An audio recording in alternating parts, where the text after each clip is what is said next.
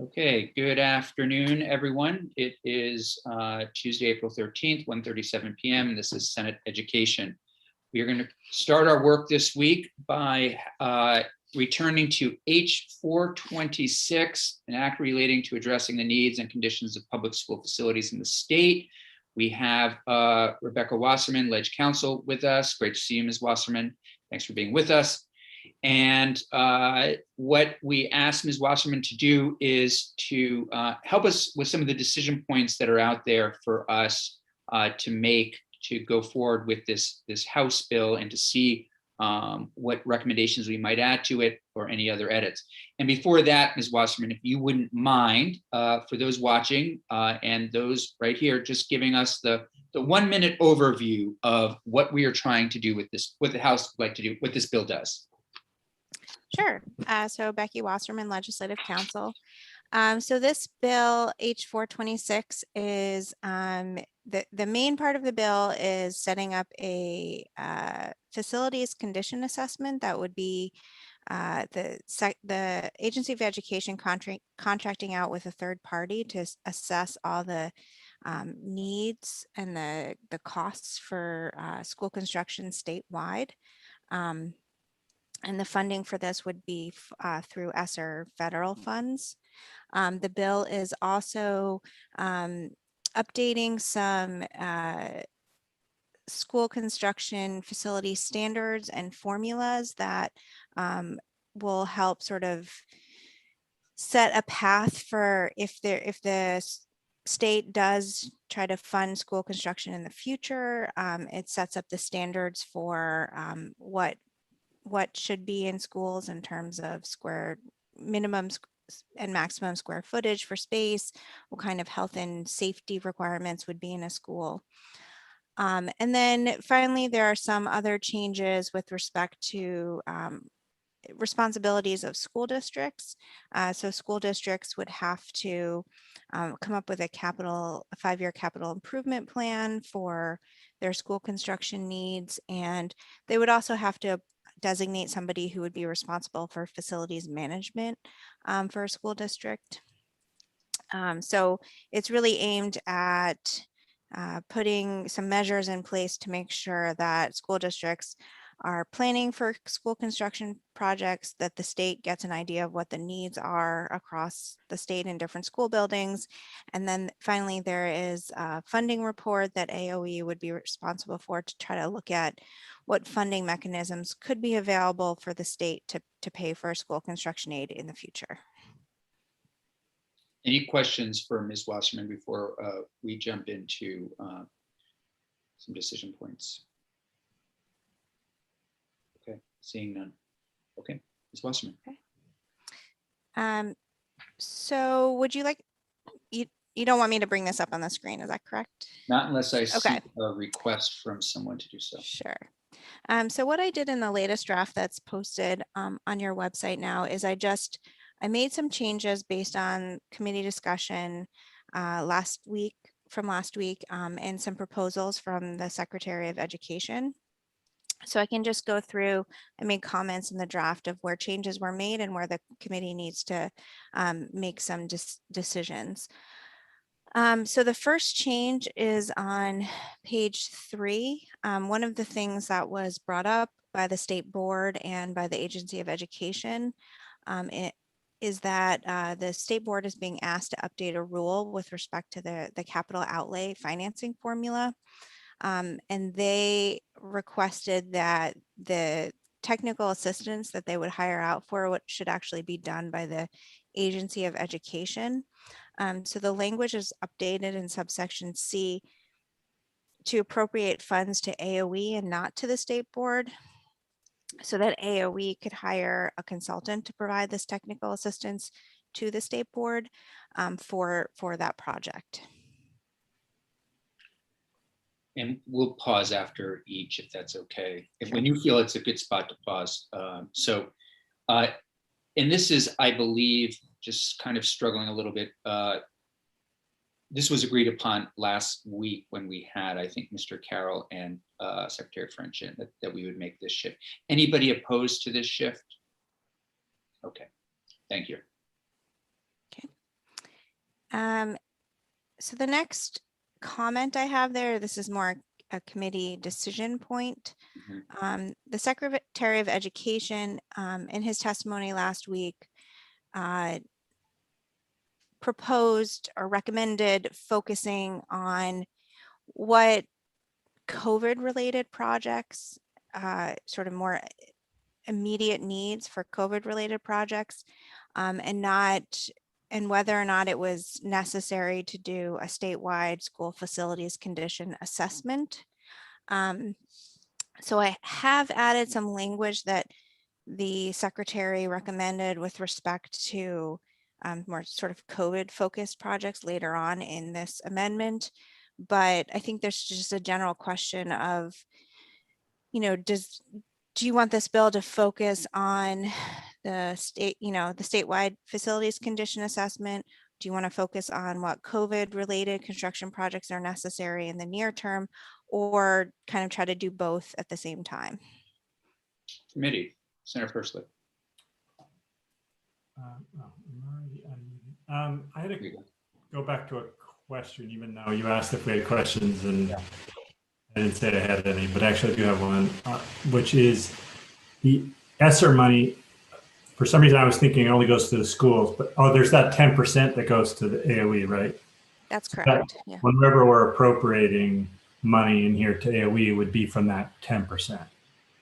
That's correct. Yeah. So the money appropriated, for example, for the technical assistance for to AOE for the state board rule change, that is coming from the ESSER monies that is allocated to the agency and not to any individual schools.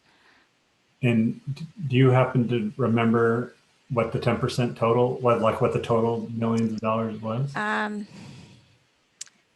think it depends on which ESSER pot of money. So I actually think I have the spreadsheet available that I can pull up. I think ESSER 2, it was 12.7 million, I believe. And ESSER 3 was even more? I thought we were up to somewhere around 30 million, but I could be. Yeah, I think ESSER 3, I would defer to JFO to confirm these numbers, but it looks like ESSER 3 might be 28.5 and Okay. ESSER 1 was 3.1. Right, okay. Because, and although the secretary didn't say this, of why he didn't want to do the assessment now, he was mainly, like you said in your comment there about doing both, it's like has a lot going on, let's do the assessment after we spend a bunch of money. But I assume part of the other question is like any money that we spend is money we're not spending elsewhere, but we don't know exactly how the administration proposes to spend that 28 million. Is that right? I don't know what their proposals are. I guess I would say for what is in the bill right now, and my understanding of what the recommendation was last week was that the work that the AOE was proposing to kind of hire somebody who would be acting as a liaison with the school districts to do any COVID related construction. But that construction would be paid for primarily out of the LEA money, not the state's money. So I think the conflict in the use of funds would be, right now this bill is appropriating the primarily ESSER 2 money for the statewide assessment. So if there's some other proposal out there that the administration is looking to use that $2.5 million for, I guess there could be competing interests on that 2.5 million, but the amounts of money for the actual construction for COVID work would not be coming from the SEA pot of money. Right. Okay. I mean, overall, I understand what the secretary is saying, and I guess I wonder, sorry, Chair, if you said what our goals were on trying to close out sections or what, but I wondered if we would hear from others on what if they if they think what they think about waiting versus not waiting on the assessment. Like, is it? I can see it both ways. I can see like, well, maybe it's you do a bunch of work and then you assess where you are, or maybe you can do the assessment because the ESSER money is going to take a few years. So maybe it's helpful to be doing the assessment as some of that work is being done. So that's my response to that first, so about whether we should or shouldn't do it. And I guess I would add in the language for the assessment right now, it is looking at much broader needs than just what I think would be categorized as COVID related projects for schools. So things like, so the language on page 4, for example, references, you know, capacity and utilization in school buildings, technology, infrastructure, delivering certain kind of programming, which I think is different than, you know, specifically like the health and safety needs and the air quality needs that might be more associated with COVID specific projects. I think Senator Percy brings up several good points, and I think, yeah, let's hear from a little bit more from perhaps the superintendents and the school board association on, they seem like the best people to bring in on whether or not we wait on certain assessments or do it all right now. My instincts would say, do it all right now, get everything, understand what the situation is out there and flag areas that would be a priority. Even though it feels like we have ESSER funds for a while, 3 years is going to fly by. And I think that's the amount of time I believe they have to use these funds. So Jeannie, if you wouldn't mind asking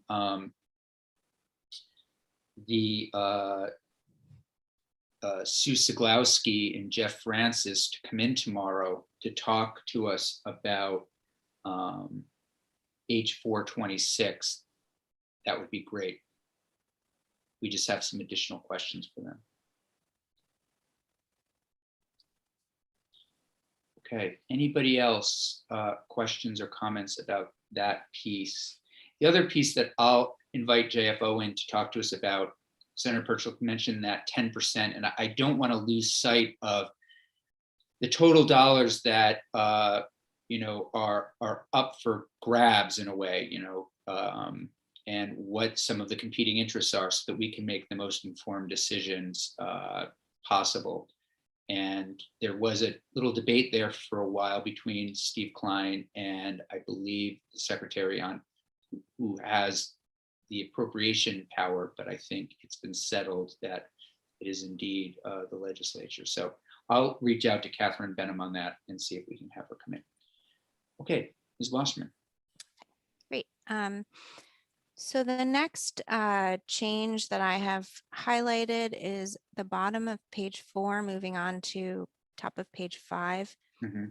This is in section 3 on that conditions assessment language. So one of the things that the contractor would be doing would be giving a way to establish a ranking system to prioritize schools with the highest needs. And there are certain categories that are set out in the language. One of the categories was building systems condition and performance. So the change here is just sort of enhancing what is meant by that category. So it is referencing now that this includes energy efficiency improvements and indoor air quality to address the health and safety needs of students and employees, and also an assessment of the building's heating system that includes an estimate of the year the system should be replaced, and if it is a fossil fuel heating system, of a determination of which type of non-fossil fuel heating system should replace it. May I ask, is this the section where we would end up, based on that description, we would end up with a list of those buildings that are in the most serious condition? Based on that. So for example, and this is, I'm dealing with this a little bit in my other committee with CSOs in trying to get a list I would think that we should also have something on there, and maybe it's already there. If there's anything that is risking a child's health or safety, I'm thinking PCBs, lead, any of the big issues, that those schools should also be, ranked higher. Does that make sense? Yeah, so I think this category, building systems, condition and performance, is getting to that. It specifically just references energy efficiency improvements and indoor air quality to address health and safety needs for students and employees. If there was, you could certainly add more language to enhance that, to address any other sort of emergency health needs that might occur because of a building's condition. Senator Persley? This section 3, of which this is a subsection of, is the part that talks about creating the ranking system, and the ranking system has those A through E on lines 13 through 17, and B is safety and security. But since safety and security is linked together, I'm not really seeing like health, like your example of lead or PCBs or radon, not in this list. Because I think F, where this language, which I had asked for the, to be more specific about the building's heating systems, you could say, health and safety. It does talk about indoor air quality to address health and safety, but that wouldn't include PCBs, for example. So it sounds like from what you're saying, Chair, that we would want other language to be more specific about that there's health and safety, health issues that aren't related to indoor air quality. Radon could be considered, and is considered, I think, an air quality issue, but other like lead in the water or PCBs or like asbestos would not. Yeah, I think, go ahead. Sorry. No, please go ahead. I think one way to address that would be just to change where that health and safety is located. So in F, you could say building systems, condition and performance to address the health and safety of students and employees, and then have the including of the kind of non-exhaustive list of that, what that would include. You could also be more explicit with other types of testing or issues that you're looking at. But I think the health and safety point of it might be better in the sort of lead into that language. Yeah, Senator Persley. And also, now that I look at this, Wasserman, I'm thinking that the language is double little I forget what we call those, Romanettes, I think. Double I would be better, maybe not in 3, since 3 is about the ranking system, and what I was looking for about the heating systems was more about like what the conditions are. So I wonder if that should be like under 2, or something, or another number, not part of the ranking system per se. You know what I mean? Yeah, sure. I could see that. I think maybe 2 would be. It makes sense. And then building systems F could really focus on the health and safety aspects of the heating systems, where I'm talking more about the renewable energy or how we could replace these systems in the future. And then also, just for the committee, I'm started to talk to Efficiency Vermont and some others about including something that's more directive in here about school heating systems and how we could build off of the work that Efficiency Vermont did with HVAC systems. I mean, we called it indoor air quality, and it was focused on ventilation and filtering because it was a COVID program, but there was a lot of stuff that they saw when they were in these buildings, like, you really should fix that, but we're really just doing ventilation.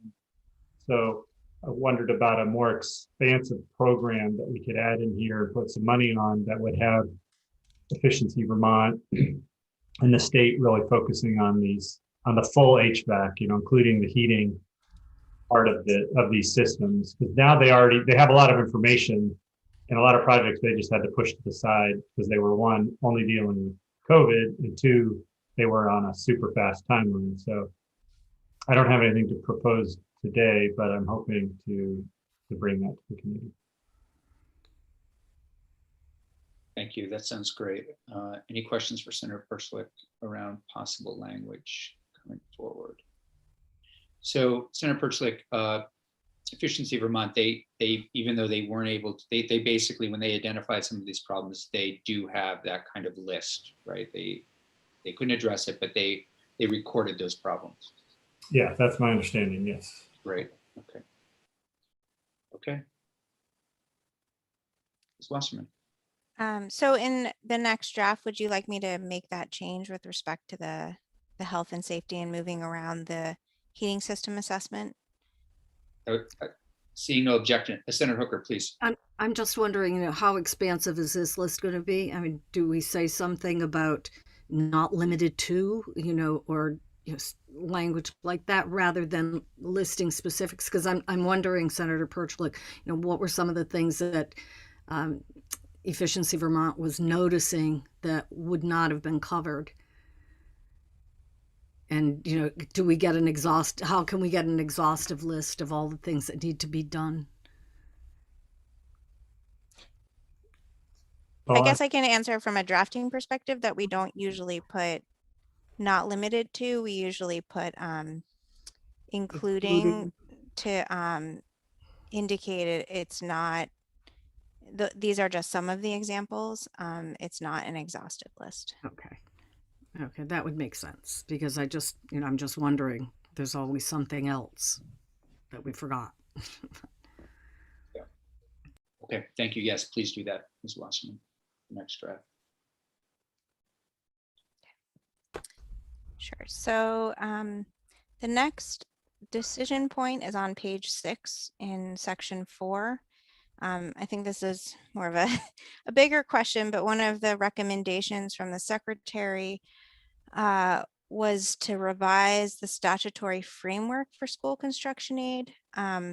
So I put this comment in this section because this section is asking the Secretary of Education to submit a report to the General Assembly on funding opportunities for school construction in, I guess, with the idea that you might create a new school construction aid program in the future. Because as you all know, the current program, there's a suspension on it. So one idea I had, since sort of revising the statutory framework would be a pretty big change, because it would also be instituting an actual program, is that as part of this report, the secretary could propose some language to the General Assembly on a new program, so that at the same time you're getting the funding proposal, you're actually getting a proposal on How it would be spent. how you would operate a program. And this is the request from the secretary. So the secretary's language recommendation was to revise the statutory framework for school construction aid. So this is how I guess I would say that I'm presenting that recommendation. I don't know if the secretary Would take your approach. Yes, I don't know if his idea was more that the General Assembly would come up with this program, but I just wanted to put it here as a way to start the discussion on whether or not you want to start thinking about revising that statutory framework. And this is still somewhat new to me. So what exactly is the secretary then preparing for? He's preparing for us to allow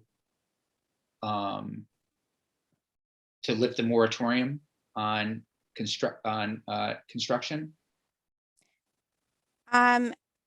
don't know that his testimony, I guess, went that far of lifting the moratorium, or that just creating different kind of program. I mean, I think sort of logistically, just lifting the moratorium, you wouldn't really be able to operate the program as it was being operated.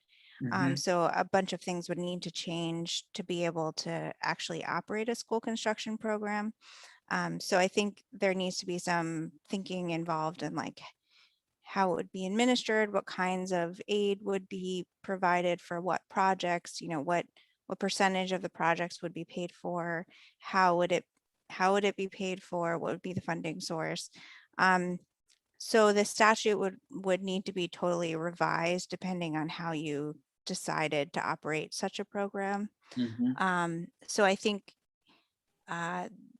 the suggestion is do you want to start or the point for committee discussion is, do you want to start thinking about how you would put together a program to pay for school construction aid, or do you want to wait till you get back sort of all this information first, possible funding sources, and then the legislature can look to, with all this information in mind, what kind of program could be sustained? Yeah, I'm inclined to wait until we get all of the necessary information from the assessments before taking this next step. But I will, we can have the secretary back in to talk about that, if you wouldn't mind just keeping that point, that decision point open. That'd be great. Sure. Okay, thank you. So on page 7, there's a Mhm. new section 5 that's included in the amendment. The secretary had proposed amending educational quality standards to focus on districts and not schools. I didn't actually make any language changes here. I put in the section of law that the secretary had referenced, just to sort of start the committee discussion on whether you want to do that and what that would look like. Yeah, I think the secretary felt as though it would, having it at the district level just made more sense in terms of, I think, administering, and in general, we look, more at the district level for these kinds of things rather than the school level, which was how it was passed out of the House. Is that correct? This language was not in the House. This is completely. Yeah, I think the point the secretary was making was that this language is saying that each public school has to meet these educational quality standards. And so it's more focused on the individual schools, and perhaps it's a matter of just changing the language to say that the school districts would be responsible for meeting these standards rather than placing it on sort of each individual school to do it. Mhm, mhm. And do I recall it sort of leveling the playing field here, making it, the standard would be across the district as opposed to school to school? I believe that was the point of the secretary's recommendation. I'm inclined to support this. I mean, I think it makes sense. It does allow for, I think, greater equity, greater fairness, to move it to this level. So just looking to see if anybody's. Senator Lyons. Well, I'm just trying to sort out if there are Yeah. any implications for that in terms of funding or equitable distribution of resources. What would, so how do we know that if if part of the district is not achieving or meeting standards as other parts of the district, is there a guarantee that the support needed, the development or whatever it is going to be sent to the right place? I don't know. I really don't know. It sounds good, but I just want to make sure that we're not opening up creating a problem in any way. Yeah, no, that's fair. Yeah, Senator Hooker. I thought that the secretary had sort of addressed that. I mean, talking about in the future, construction aid being kind of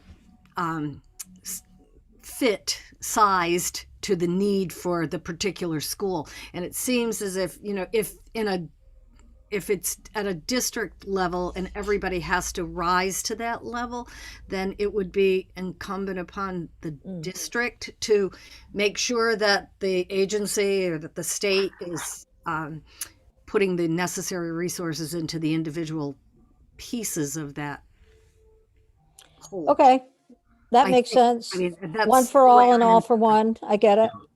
Okay. It does. It's good. Thank you. Okay, good. Okay, we'll keep it. Thanks, Ms. Wasserman.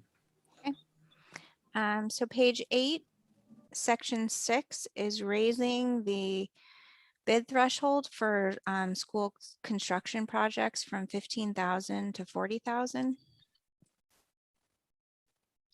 Yeah, we had had some discussion about that, and it seemed in general the committee was in agreement. That also, I believe, came from Secretary French. That's correct. Mhm. And I just added in when I was looking at this section of law to revise it, that subsection G has a violations provision that the state board may deny state aid for a project if they violate this threshold. I was just sort of pointing out that this penalty for noncompliance isn't actually enforceable right now without a school construction program in place. Mhm. I don't know if the committee wants to just sort of leave as is for now, since, it's just been operating this way for a while, but, and wait until you actually have a school construction aid program. But I just thought I'd point it out that the violation section doesn't actually match up to what is provided under the law. What are the conditions for violation? I mean, what is being met? What's the standard that's being met? So this section is talking about what how a school has to do a bid for certain projects that meet certain costs. If the cost of a project meets a certain monetary threshold, they have to perform certain bid requirements, like open public bidding. Oh, So okay. if they don't do that and follow those bidding requirements, then this violation is saying, well, because you didn't follow the proper bidding requirements, then the state could deny you state aid for your project. So I was just pointing out that because the state doesn't provide aid for the project, Right. this isn't, it doesn't have much teeth to it, I guess. But it's related to the bidding process and any. Right. Yeah. Okay. That's okay. So nothing urgent right now to do anything, Ms. Wasserman, given the state of things. So, okay, so we can always return to it, but I think there's anything. Yeah, it was more that I was amending this section of law and I I saw appreciate that Yeah. in there and just wanted to point that out. Okay. thank you. Which then begs the question that when there is school construction going on, that this may have to be replaced or put back into statute. Okay, but Right, I think you would want to, as part of the revision of any school construction aid program, you'd want to figure out how to cross-reference that or address that in the new program. Okay. Thank you. So page 9, section 8 is creating a new position within AOE to do all the work that is referenced in this bill. AOE recommended that this position should be a contracted out position, a consultant, rather than a limited service position. So I've just left that open as a committee discussion point.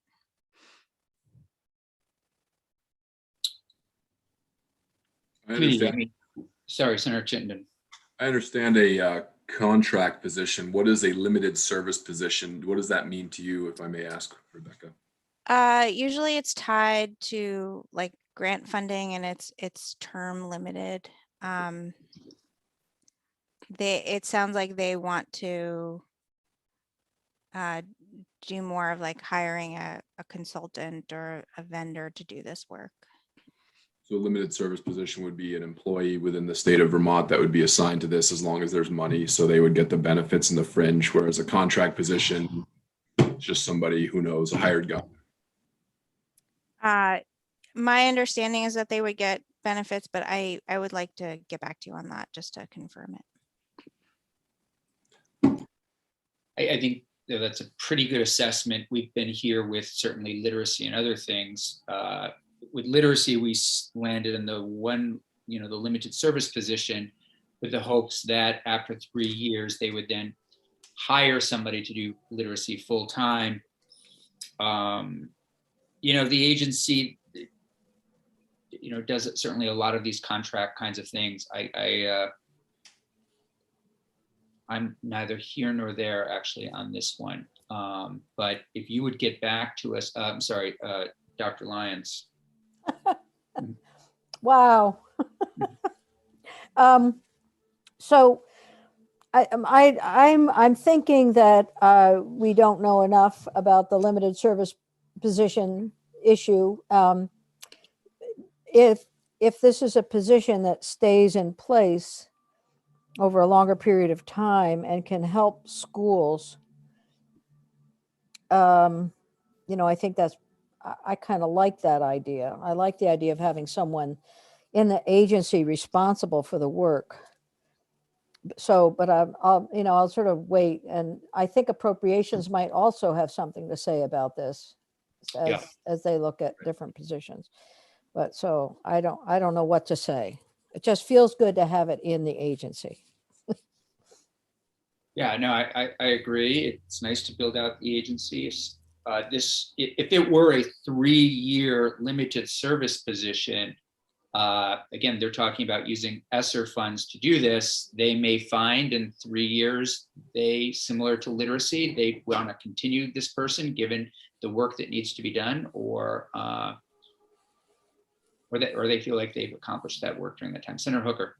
I'm having the same thought about the work that needs to be done, the amount of work that needs to be done, and how much time would be attributed to that kind of assessment and whether or not a person has to be ongoing, or perhaps someone from the agency could be assigned to this particular task.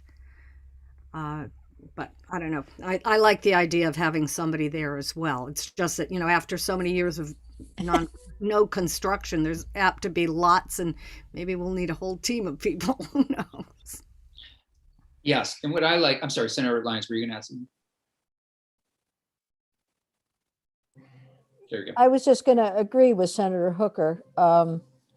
If it's a contract, then it's not someone who has the full vision of what's going on.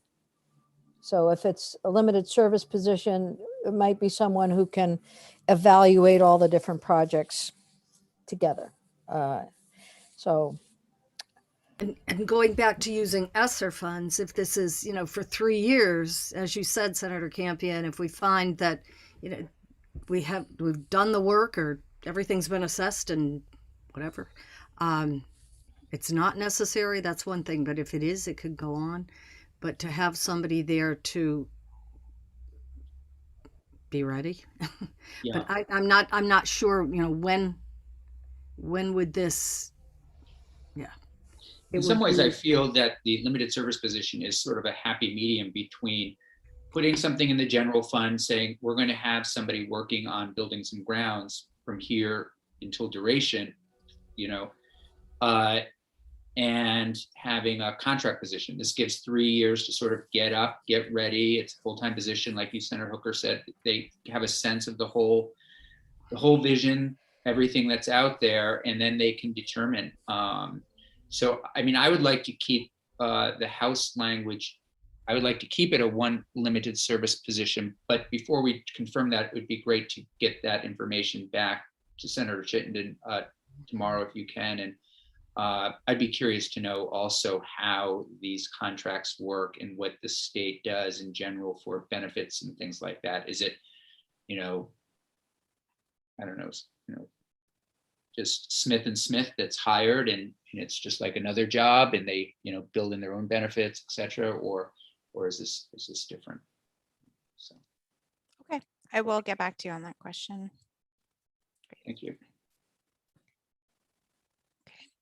So section 9 on page 10. This language, so for some context, in the big bill, there is a municipal energy loan pilot program that would be administered by the Department of Buildings and General Services.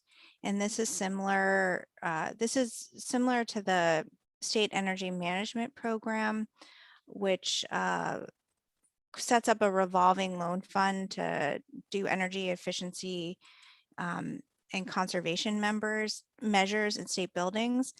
This new pilot program is focused on municipalities, which would include schools. So this section 9 is saying that AOE and BGS should coordinate and report back to the institutions and the education committees on how to use that pilot program to support schools to implement any energy efficiency and conservation measures that are identified in section 3, which is the statewide assessment section of the bill. Silly question. Why is it in yellow and not in? Oh, it's just new language. Okay. Yeah, So yeah, just, sorry. I I was know just there's some highlighting where. there's some that's pink, there's some that's yellow, all this. Oh, I think the pink is just where it's just reflecting where there's a comment. So Okay, thank you. it is all yellow. All the new language is yellow underneath Great. the comments. Thank you. Sorry. Okay, so let me just go back to this again. So questions about this?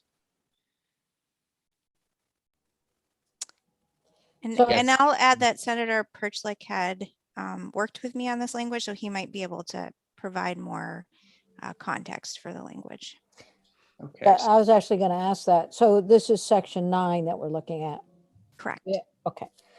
well, perfect timing. Let's Good. see if Looks good. this is pork for Perchlik. Let's see. If we can- Senator Perchlik, your timing is impeccable. We are on section 9, which is language that you work with Ms. Wasserman on. And this is in no rush. I know you just got back from That's commerce. House Commerce. Thank you. This is the Municipal Energy Loan Pilot Program financing for schools. And The SEMP, the State Energy Management Program, is that what it is? I don't. yes, it is. Okay. Yes. And Ms. Wasserman, do you want to just quickly review for Senator Perchlik what's in here? Yes, so this language is asking the Agency of Education to coordinate with BGS to report back to the Education and the Institutions Committees by January 15th of 2023 to look at how to use the new Municipal Energy Loan Pilot Program, which is BGS is sort of starting to be similar to what is done in the State Energy Management Program, but focused instead on municipalities, which include schools. And so to look at how they can use that program to support whatever energy efficiency and conservation measures that were identified by the consultant and the assessment for schools, how can they use this revolving loan fund to support those projects that may need to be done in schools? Right. Yeah, and I was originally going to try to, kind of make them do something, but this is just to say, hey, we're doing a lot of this work. The State Energy Management Program is getting into municipalities. Schools are municipalities. So when I reached out to them, their first response was like, hey, we could already do schools. But then when I asked them like, well, are you planning on doing schools? And they're like, well, no, not really, because schools are weird. You know, they have a bunch of different rules and regulations, and we just kind of focus on buildings. So they said that it was eligible, but they weren't really going to be a focus area. So I was hoping that this language would encourage them and the Agency of Education to, you know, just to partner better and say, like, how can we use this revolving fund to meet some of these needs? I mean, there might be a lot of federal money and they won't need this revolving loan fund, but because we go forward, we want to make sure that this whole entity that we created within BGS that's expertise on buildings, they don't have expertise on school buildings and the rules around schools, but they are experts on buildings and experts on the whole entire energy systems around buildings. So I didn't want the state to lose that expertise. So I just wanted to make sure that, you know, the two agencies were talking to each other when it comes to buildings, basically.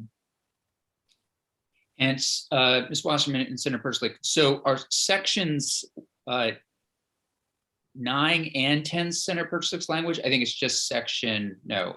It's just section 9. Section 10 is a recommendation from AOE. Okay, so okay.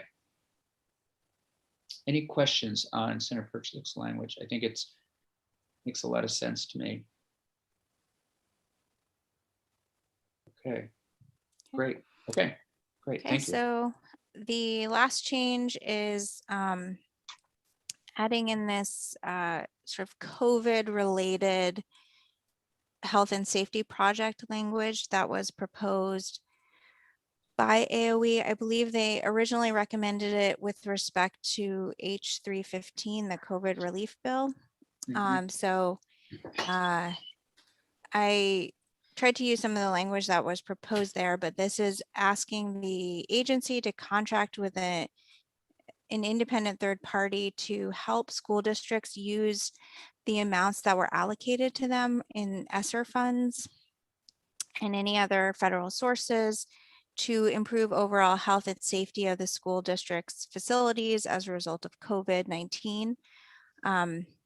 So some of the responsibilities of this consultant would be project coordination, serving as a liaison between the district, AOE, and any other relevant entities in the state that could be leveraged to support the work.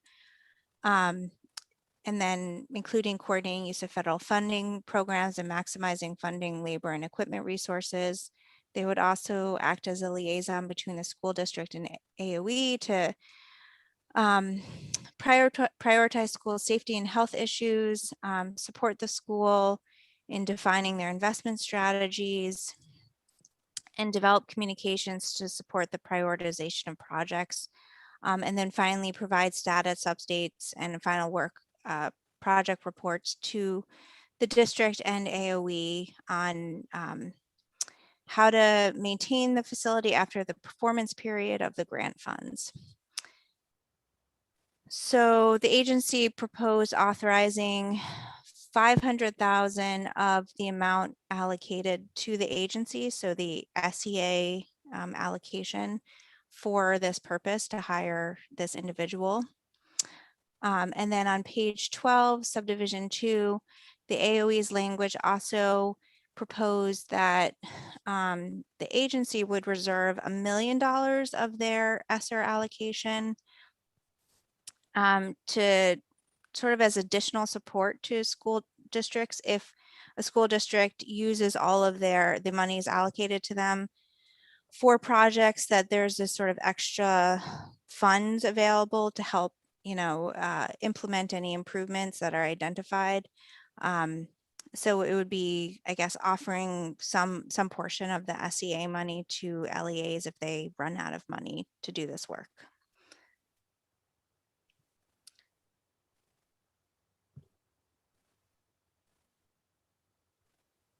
Sure. Senator Lyons.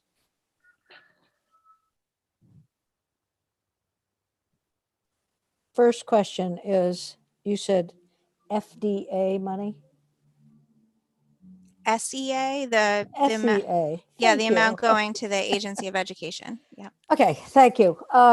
So I guess my comment is that I think it's very important to have a person who is capable of going around to all the schools and working with all the schools. But I think for me, perhaps we should be talking about in consultation with the Department of Health. I mean, it says any other relevant agencies. I think the Department of Health and possibly DEC would play a role here. I know it's COVID related, but one of the things that might happen is that the school may have to have some monitoring and measurements going on to determine what's needed. So whatever those are, who knows what they are, but different air surface quality metrics, I don't know. So I'm just thinking that we should probably specify in consultation with the Department of Health somehow in this whole section. I guess we don't have to mention DEC necessarily. They're not really COVID-19 people, but the department certainly is. Health department is. So. Health department makes sense to me. I don't know who in the health department is. I know that I don't know which person in the health department is doing any sort of sanitation outreach, public health and safety outreach right now related to COVID, but I think there must be a team involved. So it'd probably be good to have that team or that department linked in with this. Oh, why reinvent the wheel if it's going on somewhere else? That's all. So Ms. Wasserman, do you have a good sense of that? What Senator Lyons is? Yeah, okay. Sure. And I just I apologize. I do have to go to another committee in just a minute. But there was a blank date here in this section. The AOE language didn't have a timeline for the contract. I can put the January 15th, 2023 timeline to match up with all the other dates in the bill, if that makes sense. And also I think the ESSER funds would need to be used by the September 2023, I believe. So that might make sense there. Or I could sort of push it to the end of 2023.